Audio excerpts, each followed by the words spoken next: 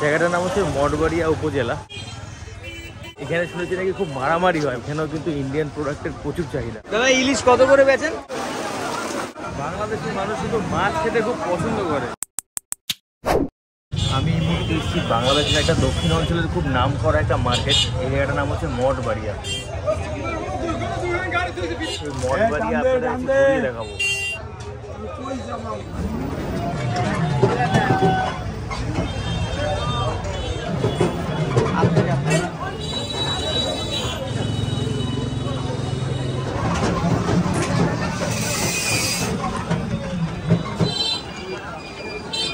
এটা হচ্ছে সেই মঠবাড়িয়া বাজার, দক্ষিণ অঞ্চলের খুব নাম করা একটা জায়গা, প্রচুর মানুষের সমাগম। আমি আগের অন্যান্য ভিডিওতে আপনাদেরকে বাংলাদেশের জিনিসপত্রের দাম সম্পর্কে আইডিয়া দিয়েছি। এই ভিডিওতে জাস্ট মঠবাড়িয়া বাজারটা আপনাদের ঘুরিয়ে দেখাবো। আর দাম সম্পর্কে তো আপনারা জানেনই, আর যারা দেখেননি তারা আমার ডেসক্রিপশানে গিয়ে চেক করবেন, অন্য ভিডিও আমি লিঙ্ক দিয়ে দেবো। সেই ভিডিওতে বাংলাদেশের জিনিসপত্র কীরকম দাম সেটা দেওয়া আছে।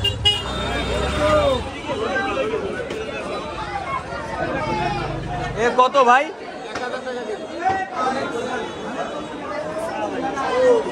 বাগদা বাগদা কত করে? হ্যাঁ এই বাগদা কত করে ভাই? মাছের বড় দাম এখানটায়, মাছ অনেক, দামও অনেক। কত করে ভাই? বাগদা চিংড়ি 1200-1000 টাকা কিলো, 1200 টাকা 1000 টাকা এরকম কিলো। চলুন যাই, আমরা ঘুরে আসি। এখানে আসবে আমি আমার কিছু কইছি।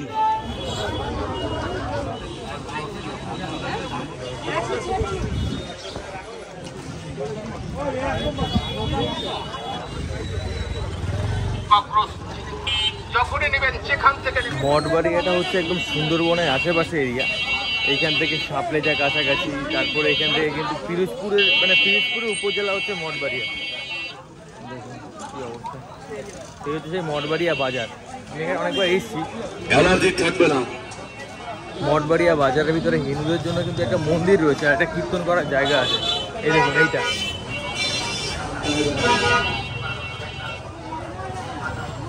এই জায়গাটা হচ্ছে পৌরসভার সামনে। এখানে আবার ফল টল বসে, সামনে হচ্ছে পৌরসভা। আপনাদের পৌরসভাটা দেখাই।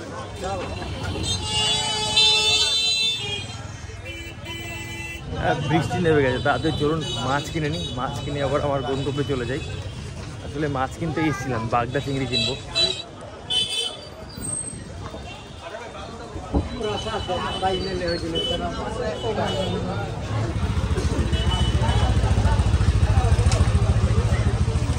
তবে এইখানে এসে দেখতে পাচ্ছি এখানেও কিন্তু ইন্ডিয়ান প্রোডাক্টের প্রচুর চাহিদা। প্রত্যেকটা দোকানে কিন্তু ইন্ডিয়ান প্রোডাক্ট রয়েছে, দেশি বিদেশি সব রকম প্রোডাক্ট। এমনকি ওষুধও দেশি বিদেশি, আপনি যে ওষুধ নেবেন না কেন সেখানে পাবেন। মোবাইলের দোকান প্রচুর রয়েছে এখানটায়, জুতোর দোকান, গার্মেন্টসের দোকান, ফ্যান, ইলেকট্রনিক্স সব কিছুই রয়েছে। মানে A to Z আপনি পাবেন এই মঠবাড়িয়াতে আসলে। জায়গাটার নাম হচ্ছে মঠবাড়িয়া উপজেলা। তো এটা হচ্ছে গ্রামের ভিতরে একটা হাট, সব থেকে বড় হাট। তো এই হচ্ছে সেই জায়গাটা। একেবারে যে খুব শহর উন্নত সেটা আপনি বলতে পারবেন না, তবে বেশ জমজমাট, গ্রামের ভিতরে সব থেকে বড় হাট, সেই কারণে বেশ ভালো।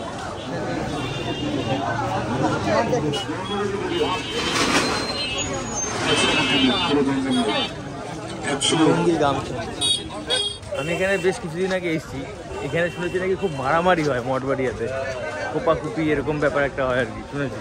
মানে ওই পলিটিক্স, পার্টি পলিটিক্স নিয়ে হয়তো বা। এটা হচ্ছে মঠবাড়িয়া কেন্দ্রীয় সমবায় ব্যাংক লিমিটেড। এই অঞ্চলের মানুষ শুধু পান প্রচুর খায়, প্রচুর পানের দোকান এখানে আছে, কিন্তু প্রচুর পান খায় তারা। আবার যাই সেখানটায় গিয়ে তাড়াতাড়ি করে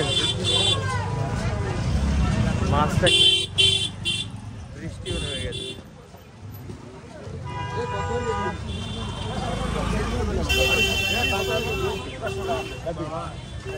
এই নিচ থেকে যে খালগুলো, এই খালগুলো বলেশ্বর নদীর সাথে কানেক্ট। দেখুন এখানে ইলিশ মাছ রয়েছে, ইলিশ মাছ দেখায়। দাদা ইলিশ কত করে বেচেন? 2200 টাকা।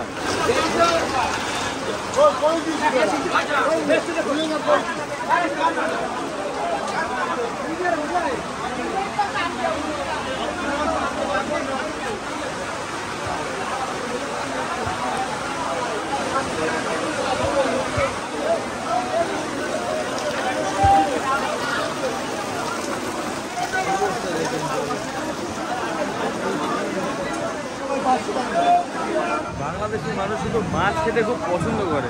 কারেন্টটাও চলে গেছে। শারমিন কোম্পানির মাল এসে গেছে। এই 1200, এই 1000।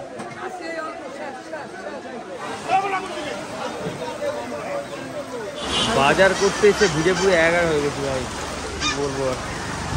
আমি যাই, করার নেই।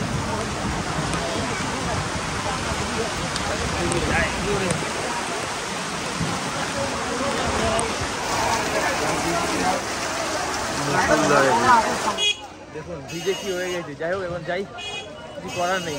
এক জায়গায় দাঁড়িয়েছি, পুরো উপর থেকে জলটা সে পুরো মাথার উপরে পড়েছে, প্লাস্টিক ফেটে। কিছু করার নেই, যাই এখন আবার বাড়ির দিকে।